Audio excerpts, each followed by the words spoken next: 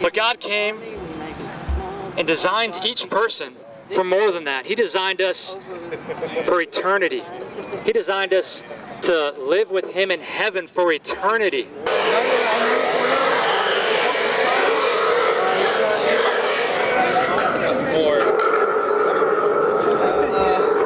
If I said that heaven sounds boring to me. Heaven, worshiping someone 24/7, that's in the words of Christopher Hitchens, the celestial North Korea is what that is. And your views may be so. Yeah. But you see, here's what I see. I believe what I believe about Christianity. And if I die today and I'm wrong, yeah, I've lost nothing. Pascal's wager, absolutely. But can I if you die today believing what you believe, and I am right, you've lost everything. You're going to spend eternity in a place called hell. You know, could you imagine? At least I'll be in good company though, right? No, you won't be. You'll probably be the next meal when they barbecue you. If I was to set your... I'm from Arkansas.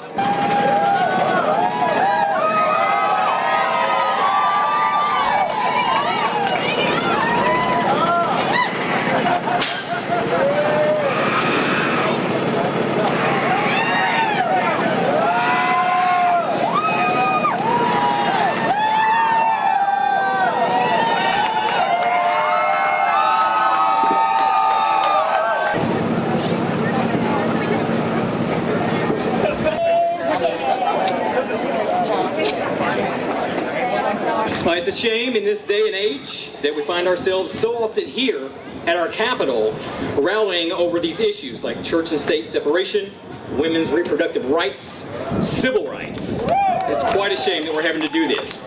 We find ourselves here because our elected officials, who may have been voted in by 50.1% of their district, they've failed and forgotten to recognize that upon taking that office, they then represent 100% of that district. Citizens of the U.S., they may have the right to practice whichever religion they choose, and in my case, no religion at all. Our government's secular approach means that the government shouldn't promote or inhibit any one or more religions over others. It's an all or nothing scenario in order to remain constitutional. The Ten Commandments, it has a place. I'm not here to protest that monument, but I'm here to talk about the importance of the First Amendment in relation to that monument, as well as others, for example, who may want to have one here. I carry my Bible with me everywhere I go. I pray before every meal. My daughter goes to a private Christian school. No agent of the government has ever shown up to lock me up or find me. It's the weirdest thing. It's almost like that Christian persecution doesn't exist. I mean, that's because of the free exercise clause. We can all freely practice whatever religious system we choose to. That's the beauty of the First Amendment. And I know a lot of conservative Christians don't like others having religious freedom. It's kind of like those of you who have kids. You have kids that don't like to share their toys. It's very much the same thing.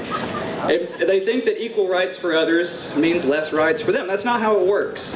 As future generations turn their backs on antiquated doctrines and dogmas that propagate hatred in the name of love, we as Satanists and members of the LGBT community find ourselves gaining ground in the struggle for our religious and civil rights. We cannot afford to give an inch to those who have already taken too much. If interest in exclusionary spiritual ideals wanes and people abandon their faith, it's no one's fault but your own. For excluding and condemning a large portion of the population that just want to live an authentic life of happiness and be free from oppression while harming no one. You reject them and we accept them. If your religious faith condemns your friends and family to a place of eternal damnation for who they love, then you don't deserve them. We will find other families, we will find other friends, we will find other religions, and many of us have in the Satanic Temple. If LGBTQ folks are turning to Satan, the responsibility rests at least partially on your shoulders. The superstitious have always made devils out of those they despise. Don't be so foolish to expect us not to be the best damn devils we can be. Ave Satanas.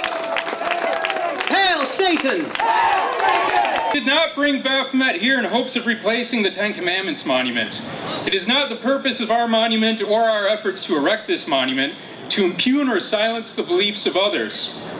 Despite what you have probably heard The truth is, the Satanic Temple never asked for the Ten Commandments monument to be taken down, nor do we ask that Baphomet be erected to the exclusion of any other monuments of religious significance. What we are asking for is only that the public square, these Capitol grounds, remain an area in which free speech, religious liberty, and equality under the law be respected by the holders of public office who swore to uphold those values. This is not a protest against the Ten Commandments. This is not a protest of Satanists against Christians. This is not a protest of secularists against believers. This is a rally for reason in the face of prejudice, progress in the face of decline, liberty in the face of rising theocracy, and toleration in the face of infantile tribalisms. Theocrats like Senator Rapert, and by their spineless failure to check Rapert's unconstitutional behavior, the majority of the Arkansas government as well, would see us return to dark age feudalism where autocrats would demand fealty and tolerance for alternative views would be viewed as collusion with enemies of the state.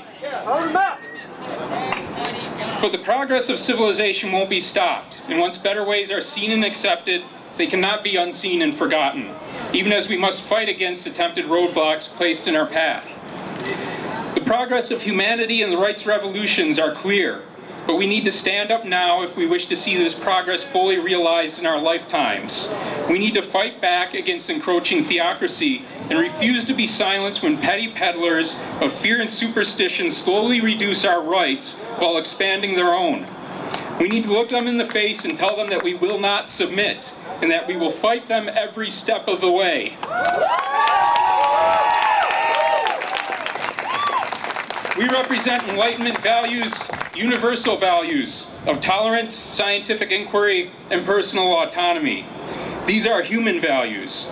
If would-be theocrats are to oppose these values with hostility, while we as Satanists are sworn to uphold them, and as these values continue to win the day in defying civilized ethics, the Christianity created by theocrats in opposition to humanity will breed revolt and will swell the ranks of Satanists worldwide in unity for a new enlightenment. If Christianity abandons liberal democracy, it will have forfeited the future to Satan. To which I say, Hail Satan.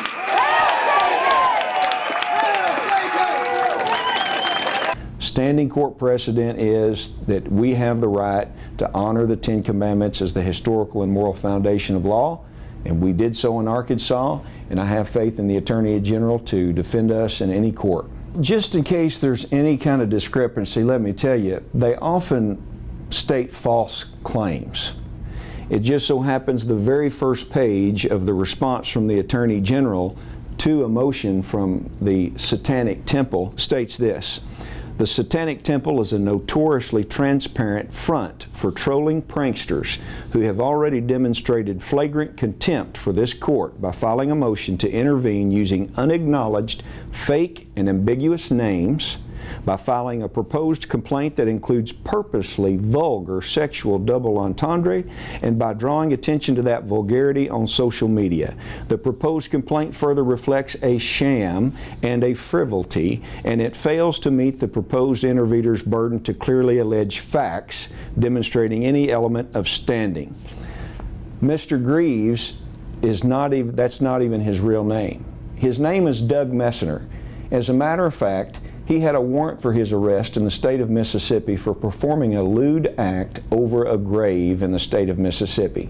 But the bottom line is that their attacks on me personally, which they've made it very personal towards me, I'll stand right up here and be strong about my values when I defend the laws of this state and defend the values of this country and the people that I represent. But I will tell you that Act 1231 is not my bill. Act 1231 is a law duly passed by the state of Arkansas, signed by the governor. It speaks for itself.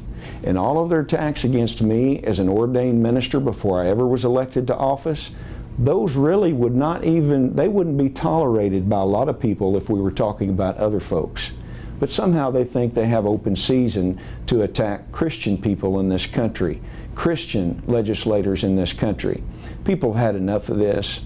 And this is one of the reasons why I'm proud to serve the good people of Arkansas and make sure that the kind of people that came into our state today aren't the ones that actually rule and reign over us. We'll just say it like we do here in Arkansas.